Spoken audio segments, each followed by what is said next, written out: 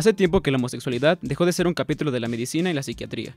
Los primeros intentos por detectar diferencias psicológicas y fisiológicas entre heterosexuales y homosexuales y por encontrarle a la homosexualidad una causa, o peor, una cura, estuvieron motivados por prejuicios y animadversiones. Casi todas las teorías surgidas de aquellos intentos han sido ya desmentidas. En años recientes, sin embargo, una clase científica apunta a la posibilidad de que la orientación sexual esté, al menos en parte, escrita en nuestra biología, a procesos en el desarrollo de la persona y no a alteraciones mentales. Yo siempre lo supe, sin embargo creo que por la cuestión social y en donde yo me desenvolvía, en la familia en la que crecí, que mi papá es muy machista, bueno, era muy machista, su familia, ¿no? Mi mamá, como que mi mamá lo aceptó cuando salí del closet, que fue como a los 17 años. Pero sí tenía como este miedo, ¿no? Porque al final siempre crecí pensando que estaba mal porque socialmente te hacen creer que está mal. A partir de mi infancia, cuando era niña, sentí cierta atracción hacia una de mis amigas y dije, algo anda mal. Bueno, pero tal vez es el cariño que le estoy agarrando. Y ya cuando cumplí como unos 11 años, 12 años, yo dije, no, sí me gustaba mi amiga. Yo creo que siempre. Tengo recuerdos como desde niño, pues que sí me sentía atraído hacia los hombres, pero como que no... Exacto, o sea, no como que no me... decía yo, no sé, a lo mejor esto es normal o no sé. Y fue hasta como, desde niño, desde que tengo memoria, me acuerdo de que yo sentía cierta atracción por el mismo. Pero fue como hasta los 16, 17 años que yo empecé a decir como el de, oye, pues creo que eso es lo que realmente me gusta más. Siempre, lo recuerdo muchísimo, muy claramente, en Kinder 3, cuando tenía como 5 años, me gustaba mi mejor amigo. Pero bueno, también, y justo lo asumí mucho más tarde, porque me di cuenta que yo estaba tratando de negarlo, de no serlo, porque bueno, México es un país cultural e históricamente homofóbico. Entonces, pues tú creces escuchando pues, chistes homofóbicos, comentarios homofóbicos, ideas muy homofóbicas, y entonces pues creces pensando que esto está mal, ¿no? Y entonces dices, no, yo no estoy. Y fue hasta los 14 años que lo asumí y que salí del closet. Al hablar de homosexualidad, el primer problema que encontramos es definirla, así que por razones prácticas podemos asumir una de Carl Heinrich, en la cual nos dice que los homosexuales son aquellos motivados por una definitiva atracción hacia miembros de su mismo sexo y quien ordinariamente, pero no necesariamente, se envuelve en abiertas relaciones sexuales con ellos. Les voy a platicar de manera breve una experiencia que tuve en consultorio sobre una mujer que me consulta hace aproximadamente 3 o 4 años y va pidiéndome ayuda porque su hijo le acaba de confesar que es homosexual. Ella está muy preocupada, llora y me pide que la ayude a curar a su hijo. Entonces le escucho, se desahoga y le expreso que la homosexualidad no es una enfermedad y que no tiene cura, que la puedo ayudar si ella desea a entender la situación de su hijo y a trabajar esto ella, no su hijo, y que si él de paso quiere venir a tratamiento es bienvenido. Entonces la señora se queda horrorizada con mi respuesta y me dice prácticamente, no necesito eso, yo quiero que lo curen. Entonces le explico de una manera sensible y amable que jamás nadie lo va a curar, que no caiga en la charlatanería y que es una decisión que él ya tomó, que sería más importante que ella lo apoyara. Pero esa es la postura del psicoanálisis, no es una enfermedad. Para la psicología y la psiquiatría sí puede ser una cuestión que tenga reversibilidad, como si se tratase de una patología, pero la homosexualidad no es una enfermedad. Entonces el psicoanálisis lo vive como una forma más de elección de objeto, no como enfermedad, no se quita, no se cura, se ayuda al paciente o a la persona que solicita el apoyo a aceptarlo, a entenderlo, a asumirlo, porque la mayoría de la gente que viene con esa situación no lo asume todavía abiertamente y entonces se trata de que se acepten ellos mismos y lo comuniquen. LGBT es la sigla compuesta por las iniciales de las palabras lesbianas, gays, bisexuales y transexuales. Agrupa a las personas con las orientaciones sexuales e identidades de géneros relativas a esas 4 palabras. Por otro lado, tenemos a la homofobia, descrita como el temor y el odio que se le tiene tanto a las personas homosexuales como a las prácticas homoeróticas. Es importante tener claro que la homofobia es provocada por una construcción de juicios morales, sociales, religiosos y culturales que se tienen ante las personas homosexuales, que provoca que este sector de la población sea rechazado por sus preferencias. Son más sensibles, la verdad. Tengo un familiar que es homosexual, es de la familia. Primero no lo aceptábamos, pero como que lo despreciábamos, pero ahorita no. Sí, es más sensible, pero tenemos que aceptar la familia como. Cuando 2 hombres en la vía pública se estaban besando, eso fue muy incómodo para mí y extraño.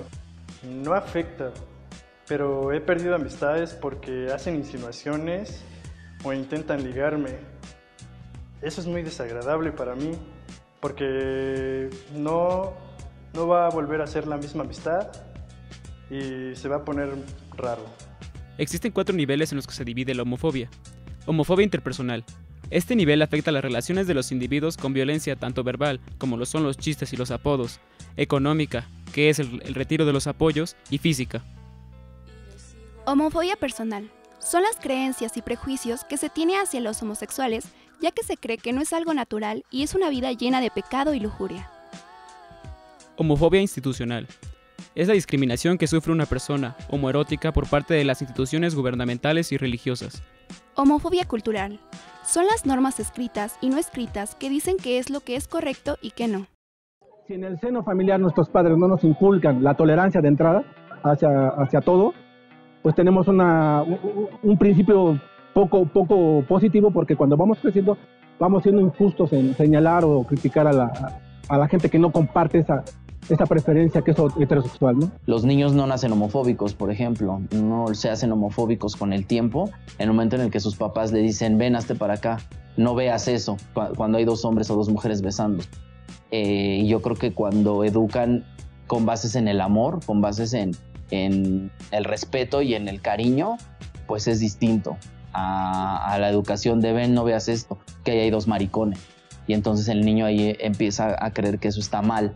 Y si él llega a ser así, sabe que va a estar mal si lo llegara por lo menos a pensar. Yo creo que venimos de una cultura pues bastante machista, bastante católica también. Entonces yo creo que sí, culturales, involucrando ahí la religión. Y pues sí, o sea, como los estigmas de que piensas que esa persona va a sufrir, ¿no? Que no lo van a aceptar en todos lados, que va a morir de alguna enfermedad sexual. Yo creo que sí, eso, la cultural. La negación es muy importante porque para el psicoanálisis la negación tiene implícita una afirmación, ¿sí? No quiero eso, significa sí quiero eso, pero no es tan literal, se debe analizar. Entonces, aquellos que niegan están aceptando. Y el homofóbico, que fue tu pregunta, Juan, está negando todo aquello que se parece a lo que no puede aceptar. Entonces, la siguiente, que es la formación reactiva, es mejor pongo afuera, mejor digo que eso no está bien, es mi forma de reaccionar ante esta situación que yo no puedo afrontar.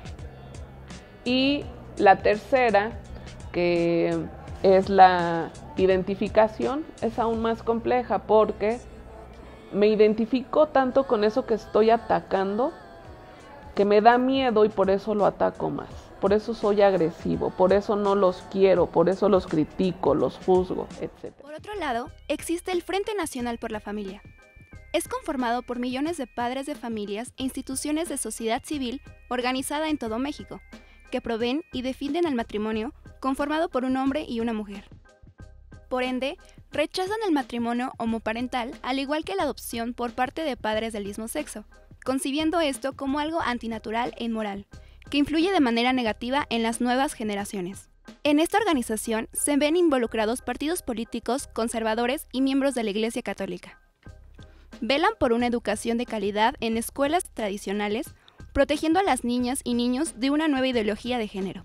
Le digan lo que es la naturaleza, lo que normalmente, la naturaleza manda es que para mantener la procreación de la especie, para mantener la vida de la especie, es la relación hombre-mujer, ¿verdad? Por otra parte, la comunidad LGBT respondió a los mensajes emitidos por el Frente Nacional, argumentando que ellos no buscan atacar a la familia tradicional, no buscan implementar en escuelas temas morbosamente sexuales, no buscan pervertir a los niños.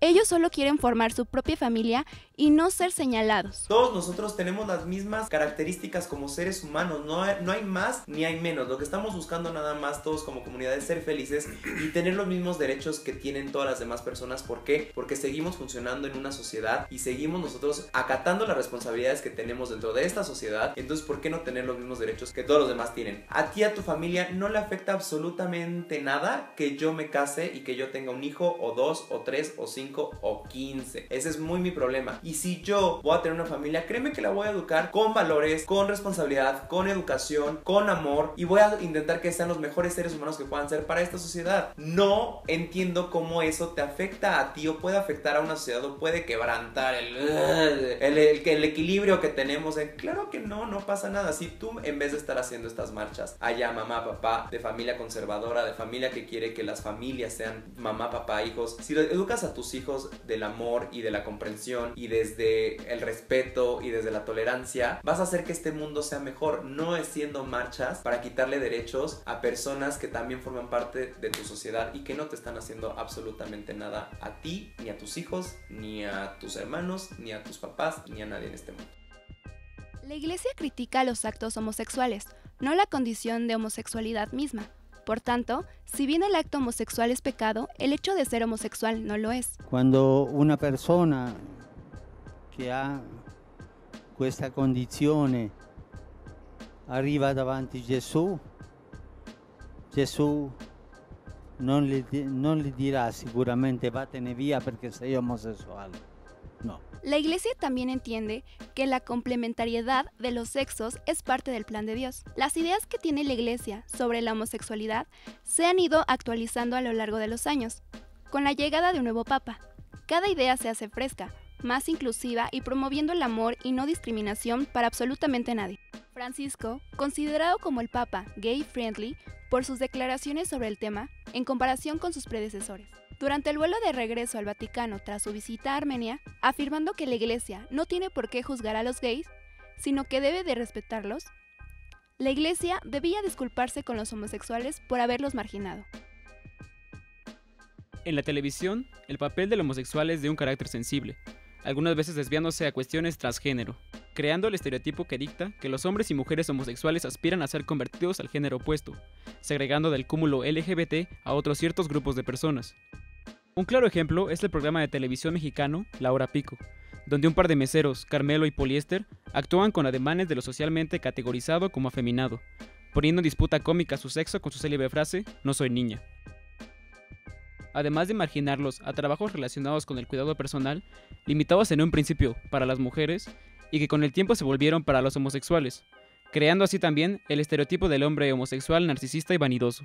15 años después, esa televisora sigue repitiendo su fórmula con el programa de Omar Chaparro, Sabadazo, donde este mismo cómico hacía apariciones espontáneas de su personaje Yajairo, que encaja perfectamente con el molde descrito anteriormente. O sea, yo creo que los medios de comunicación sí tienen una responsabilidad de transmitir un mensaje o comunicar algo más allá de lo que a simple vista pueda haber.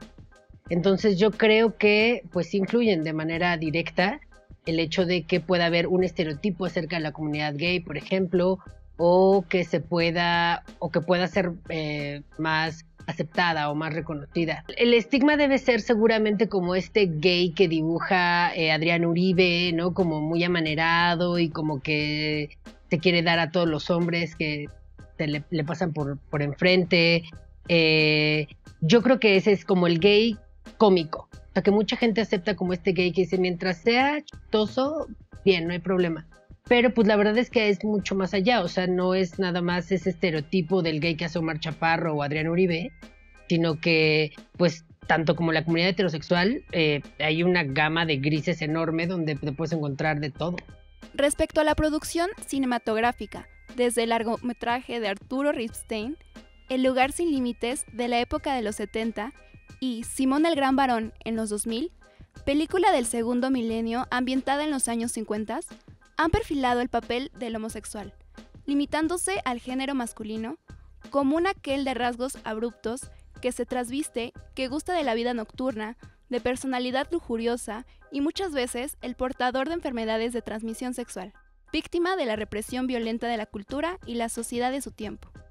Un año después de la película de Miguel Barreda Delgado, el cineasta Roberto Fiesco debuta con su ópera prima Mil nubes de paz del 2003, la cual cuenta el romance de un par de jóvenes de la clase baja mexicana, los cuales son descritos como los gays de educación familiar, reprimidos por esos mismos valores y que visten, hablan y comportan de una manera socialmente aceptada. Esta tendencia se repetirá hasta nuestros días, con las producciones Cuatro Lunas de Sergio Tobar Velarde, 2014, y el cortometraje ganador de Ariel, Trémulo, en el 2015, del director primeramente mencionado. A final de cuentas han sido las grandes televisoras que hay en México las responsables de que la mayoría de los mexicanos tenga ciertos pensamientos como un estereotipo hacia las personas homosexuales que salen en diversos programas. La caricatura que se hace, pues creo que básicamente de todos los miembros del LGBT, e incluso muchas veces no hay representación de tal, ¿no? O sea, creo que muchas veces como no hay representación de algunas personas, de sectores de la comunidad. Entonces sí, creo que definitivamente ha desprestigiado, creo que han habido como unos esfuerzos muy honrosos por hacer lo contrario. Me parece que, por ejemplo, gente como Epigmenio Ibarra ha hecho cosas pues interesantes que han intentado retratar a la comunidad pues como de una manera mucho más justa, pero pues las dos cadenas más grandes de televisión sí definitivamente han desprestigiado muchísimo a la comunidad LGBT. En los últimos años se ha aperturado los medios para darle cabida de opinión y además de opinión, de voz a la gente que ha practicado o que tiene una preferencia homosexual. Justo estamos en una época en donde los medios de comunicación ya son más amplios, como el internet. En el internet puedes encontrar todo lo que tú quieras, puedes comunicar lo que tú quieras. Ya no estamos tan a la... O sea, no nos van a ¿cómo se dice? A censurar tan fácilmente como en un medio tradicional que es la televisión, el radio o un medio impreso, ¿no? Entonces, en los medios que son más tradicionales, como los canales que conocemos, sí se está integrando a la comunidad, no de la manera que quisiéramos, porque se sigue caricaturizando al integrante de LGBT, sí, que llegue a estar en alguna telenovela, en algún programa, en alguna lectura, no lo sé, lo siguen caricaturizando. Todavía es un personaje, todavía te ven como un personaje, ¿no? Los medios de comunicación los han acostumbrado a que ese es el personaje y quieren ver ese personaje en su familia, y de repente cuando te voltean a ver a ti y dicen, no es como ese personaje, es distinto y come lo mismo que yo y hace lo mismo que yo y tiene un trabajo y no tiene nada que ver de repente lo LGBT, como que es en donde vas abriendo la brecha, ¿no? Si es con tu familia, con el señor de las tortas a la vuelta de tu casa que te dice, ¿y su primo dónde anda? Y le dices, no es mi primo, es mi novio. Ah, y ya. No sé, porque ahí tiene un estigma de verte y decir, estos dos son gays, pero les voy a hacer la guasa de, ¿y su primo dónde anda? No es mi primo, es mi novio y hoy no vino, ¿no? Ahí es donde empiezas a abrir brecha y dices, y al rato te vuelves a hablar de las tortas y su novio no vino, sigue dormido y ya es la comunidad ahí, ¿no? En donde pues es una aceptación que poco a poco va avanzando. Las leyes realizadas hacia los derechos de los homosexuales o a la comunidad LGBT son mayormente relacionadas con las problemáticas que sufre esta comunidad, como lo es la discriminación o la desigualdad en algunas cuestiones. El gobierno mexicano cuenta con centros de apoyo a la comunidad LGBT como su Centro Comunitario de Atención a la Diversidad Sexual, enfocado en garantizar el acceso de la comunidad a atención médica, exámenes de VIH, derechos humanos, seguridad y justicia. Sirven de referencia para otros servicios públicos y de apoyo. Actualmente en todo México es válido el matrimonio entre personas del mismo sexo. Según una de las tesis, pretender vincular los requisitos del matrimonio con las preferencias sexuales es discriminatorio, por lo que bajo ninguna circunstancia se puede negar o restringir este derecho con base en la orientación sexual. Pero no es posible querer tomar unos derechos de un grupo cuando se pertenece a otro. Si no pertenecen al grupo de la familia tradicional, ¿por qué querer tener los derechos de adoptar niños? Y que eso sí me parece es algo anormal, porque un niño no puede tener ni dos papás ni dos mamás. Entonces a un niño no le puedes enseñar que ame a otro hombre un hombre, ¿no? O sea, un niño tiene que recibir la educación básica, que es la educación normal. Ya no puedes tú alterar la infancia ni el crecimiento de un niño imponiéndole unos papás homosexuales o unas mamás homosexuales. Creo que han habido esfuerzos bastante agradecibles. Creo que sí, se ha hecho como esfuerzo, pero justo hace poco estaba viendo un documental sobre un rapero gay que iba a Sudáfrica y hablaba con la juventud como artística gay de allá. Y uno de esos artistas decía algo que con lo que pude conectar y que me parece que también sucede aquí. Hay como muchas leyes y hay muchas palabras, pero no hay mucha acción. No sé, o sea, como sí, hay muchas regulaciones y leyes y demás, pero pues al final de poco sirve si socialmente seguimos siendo homofóbicos, retrógradas, transfóbicos. Mientras casi 8 de cada 10 mexicanos aseguran que si tuvieran un familiar homosexual lo respetarían, buena parte de la población considera que las personas con orientación sexual distinta son discriminadas, no están de acuerdo con la legalización del matrimonio entre personas del mismo sexo y están en contra de la adopción por parte de estas parejas. Entonces, al estar tantas personas en contra, ¿realmente se hacen valer estas leyes? No ascendí a un puesto gerencial por el tema homosexual. O sea, yo creo que era como de, es que tal vez no va a tener como pues, las agallas, o qué tal que se va a relacionar con otros clientes y no van, no sé. Y creo que eso fue como de las cosas en la que más me han discriminado por el tema gay.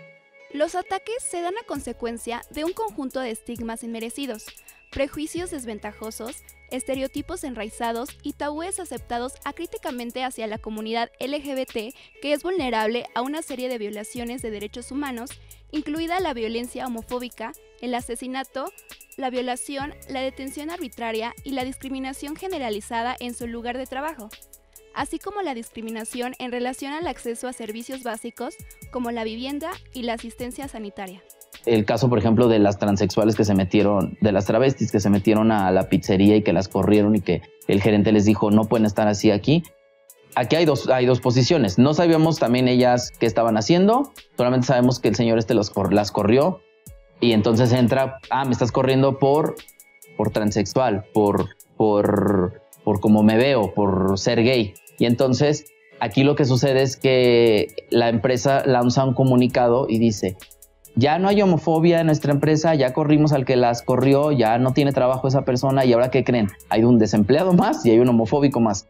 ¿Por qué? Porque entonces dijeron, ya vamos a dar un taller ahora para que nuestros empleados sepan. No, ¿sabes quién no va a tomar ese taller? La persona la que corriste. Chistoso, he sufrido más discriminación por mi apariencia que por el hecho de mi preferencia sexual.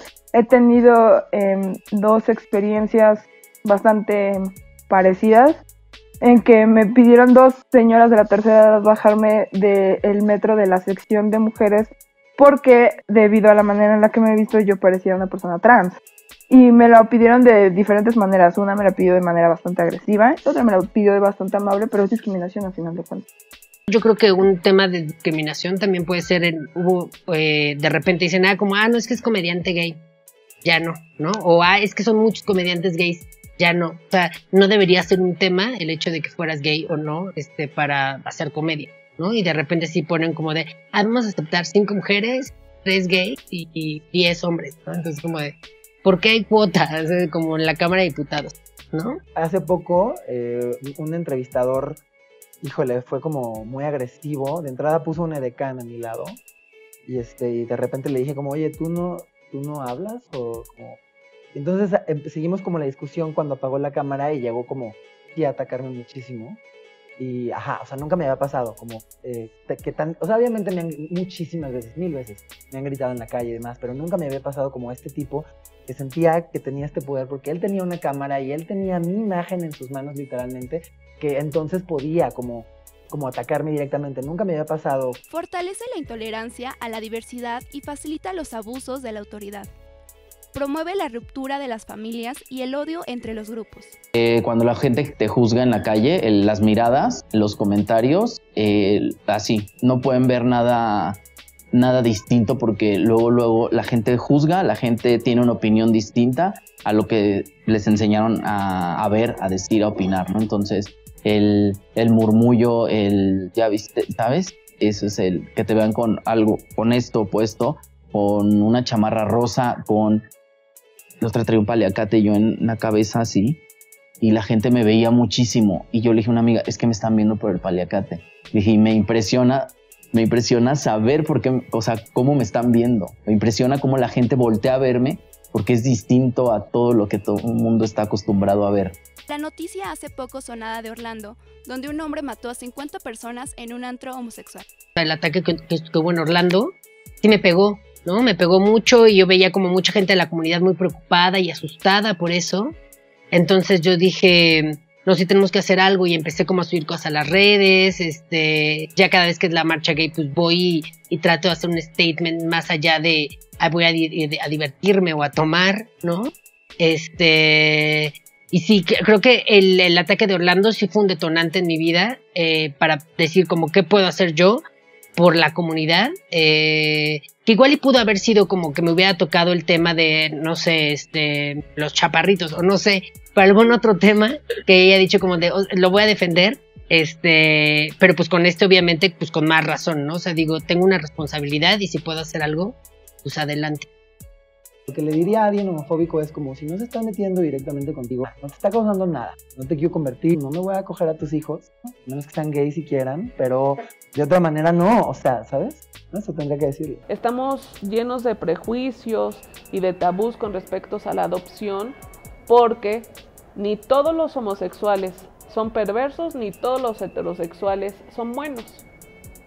Entonces, yo más bien le apuesto al amor, al desarrollo, a la confianza que las parejas homosexuales están poniendo en la esperanza de tener hijos, de formar una familia.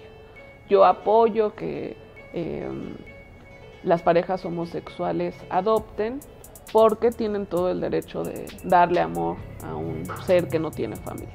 Haciendo a un lado todo eso, cuando respetas a alguien porque te enseñaron a respetar a la gente, cuando tienes educación con alguien porque tienes la educación de saludar, de venir con alguien, y cuando le muestras cariño a alguien, es en donde se borra cualquier tipo de fobia, homofobia, transfobia, a lo que sea. Es indispensable que el ser humano lleve a cabo sus planes de vida y deseos más profundos, como tener una familia, una formación, vida laboral y, por supuesto, la elección libre de una vida amorosa y sexual.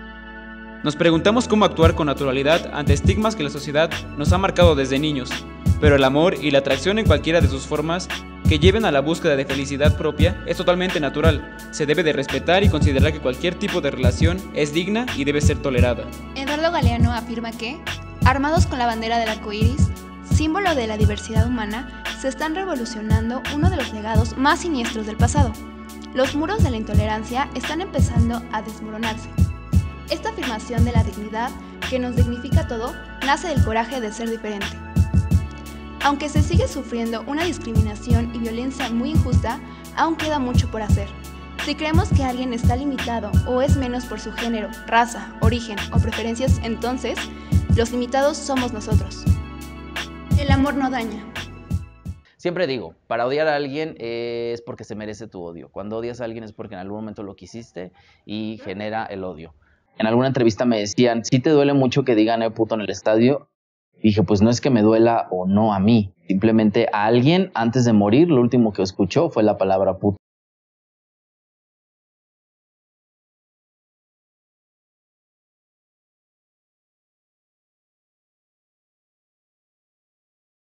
Por eso, en mi opinión, yo creo que se necesita neta mucha valentía para salir del closet.